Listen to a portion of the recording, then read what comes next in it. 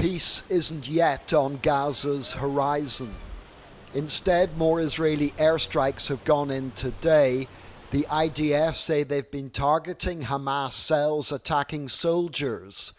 The difference between offensive and defensive action is a grey area indeed.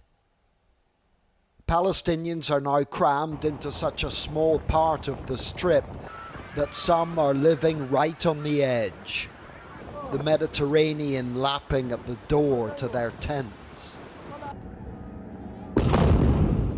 Of course, Gazans want to hope for the best, but after 2 years of death, obliteration and failed peace initiatives, they have every reason to doubt that the end is truly at hand.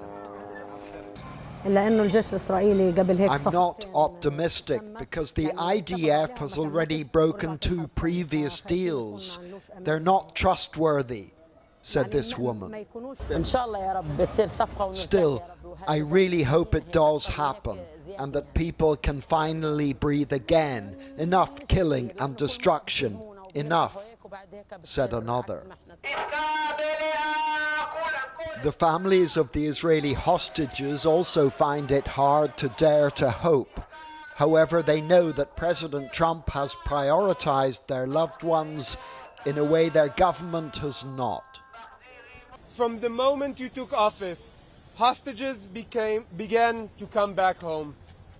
Now is the most crucial moment of them all, bringing everybody back home and ending this war. Much rests on whether or not Hamas have been convinced that freeing the hostages will guarantee lasting peace. This is what Gaza looked like exactly 2 years ago on October the 6th, 2023. And this is what it looks like today. Enough indeed. John Irvine, News at 10, Tel Aviv. And Emma is in Sharm el-Sheikh tonight, where those ceasefire talks are taking place. Emma, we've had so many attempts before, haven't we? Why might this work when so many other attempts have not? Well, I think probably the short answer is Donald Trump and the amount of momentum and pressure that he has brought to bear on this situation.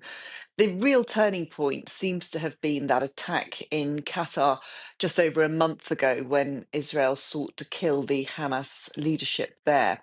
And that seemed to be just that step too far. It was an attack on a sovereign state, a very close ally of the United States.